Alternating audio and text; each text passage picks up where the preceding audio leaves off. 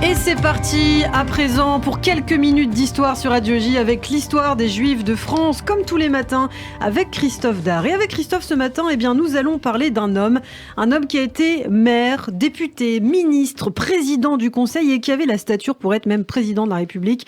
Il s'agit de Pierre Mendès France. Il a traversé une partie de la vie politique du XXe siècle, du Front populaire aux heures sombres de la Seconde Guerre mondiale, puis la reconstruction après le conflit, l'instabilité de la Quatrième République et enfin l'arrivée du général de Gaulle et la mise en place de la Cinquième République avant d'assister au retour de la gauche au pouvoir à la toute fin de sa vie.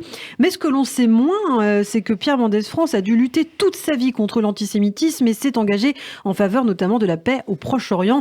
Christophe, pour commencer ce dossier, nous allons bien sûr d'abord évoquer les origines de Pierre Mendès France. Ah oui, car elles sont importantes et vont jouer un rôle très important pour sa vie. Pierre Isaac Isidore Mendès France est né en 1907 à Paris et il est issu d'une vieille famille d'ascendance séfarade judéo-portugaise du nom de Mendès de França, installé à Bordeaux mais aussi à Rochefort, Louviers et Paris. Son premier ancêtre établi en France, c'est un certain Luis Mendès de França, victime d'un procès durant l'Inquisition. Il arrive du Portugal en 1684 en France. Il s'établit à Bordeaux en provenance de La Rochelle.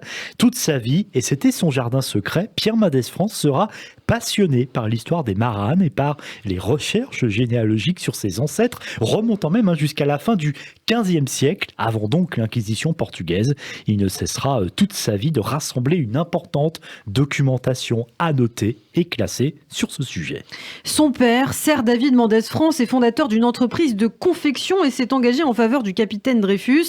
Pierre reçoit donc une éducation laïque et du coup c'est à Strasbourg, chez les grands-parents maternels, que Pierre fait sa bar mitzvah. Et oui, on est beaucoup plus pratiquant effectivement côté maternel que côté paternel, évoquant son rapport au judaïsme en 1976 dans le magazine L'Arche. Pierre Mendès France se définit comme non religieux et non pratiquant et explique que s'il se sait juif, je cite, ce n'est ni un fait religieux ni un fait racial, mais une sensation, une sensibilité et donc une réalité. Il ajoute dans cette même interview, mes enfants qui n'ont pas la foi plus que moi savent qu'ils sont juifs.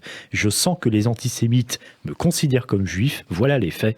Et je pense aux miens assassinés pendant la guerre. Élève très doué, bachelier à 15 ans, Pierre Mendès France est un passionné de politique. À 17 ans, il adhère au Parti radical et participe aux manifestations contre l'extrême droite, en particulier la Ligue antisémite de l'Action française. Et il est le plus jeune avocat de France à seulement 21 ans, plus jeune député de France à 25 ans quand il est élu dans l'Eure, dans une circonscription rurale, et 27 ans quand il devient maire de Louviers, dans le même département où il exerce depuis quelques années son métier d'avocat.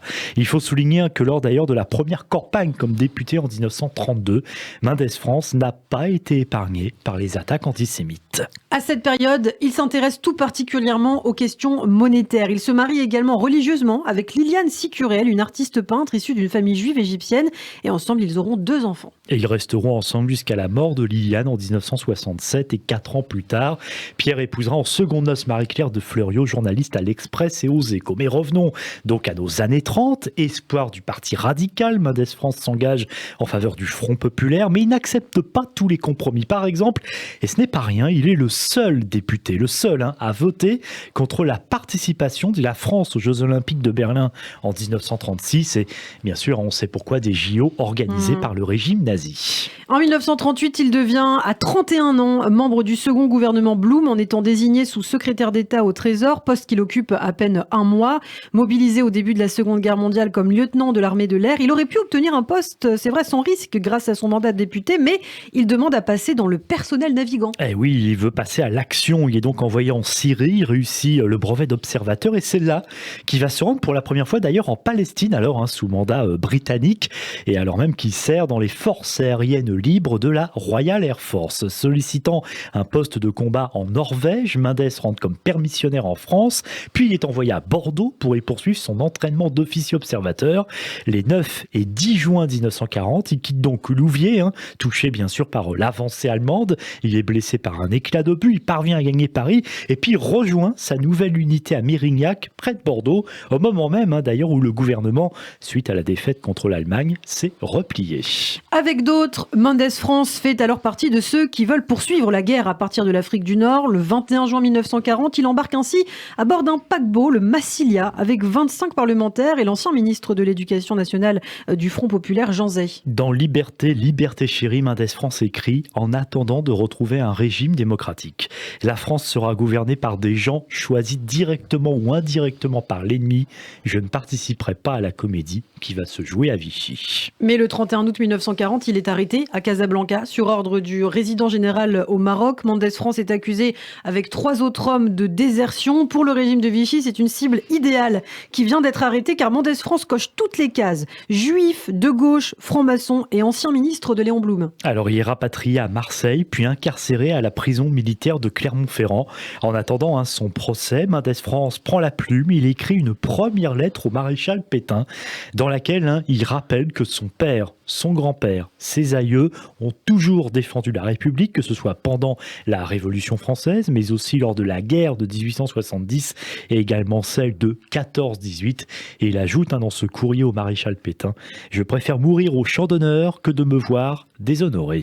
Mendès France est jugé en mai 1941 par le tribunal militaire de Clermont-Ferrand. Il se défend à la barre et tous ses chefs témoignent en sa faveur, mais le public, l'accusation et les juges lui sont particulièrement hostiles. Oui, bien sûr, c'est un simulacre de procès et il écrit une nouvelle fois une lettre au maréchal Pétain et voilà donc ce qu'il écrit. « Je ne sais dans cette heure douloureuse ce qui est le plus pénible, d'une poursuite personnelle pour un délit que je n'ai pas commis ou de la loi qui m'atteint avec tous les juifs de France après les marques d'amour et de dévouement qu'ils ont donné à leur patrie. » Vous voyez, il répète à nouveau les faits d'armes de ses aïeux, parce que bien sûr pour lui c'est une défense évidemment implacable. Alors vous parlez de simulacre de procès. Au terme justement de cette parodie, Mendès France est condamné à 6 ans de prison pour désertion. Il est également dégradé et déchu pour 10 ans de ses droits civils, civiques et familiaux. Il est ensuite transféré à l'hôpital militaire de sa prison pour insuffisance hépatique et il s'en échappe en juin 1941 en sciant les barreaux de sa cellule,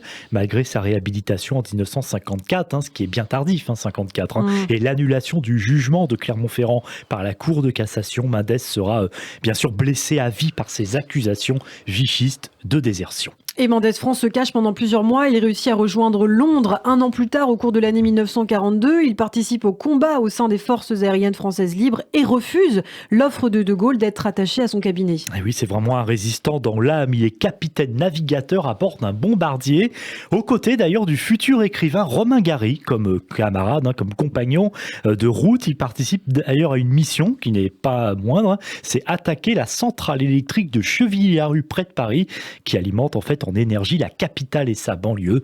Pour tous ces faits d'armes nombreux, donc Mendès France est nommé commandeur de la Légion d'honneur, croix de guerre 39-45 et il recevra aussi, c'est bien la moindre des choses, la médaille de la résistance. Autre récompense, cette fois ministérielle, en septembre 1943, il est nommé commissaire aux finances puis ministre de l'économie nationale dans le gouvernement provisoire dirigé par le général de Gaulle. Merci beaucoup Christophe pour la première partie de ce portrait donc consacré à Pierre Mendès France. Nous avons encore plein de choses à vous raconter sur ce personnage. Mais patience, la suite de sa vie, ce sera au prochain numéro de l'Histoire des Juifs de France. Radio J, le 6-9.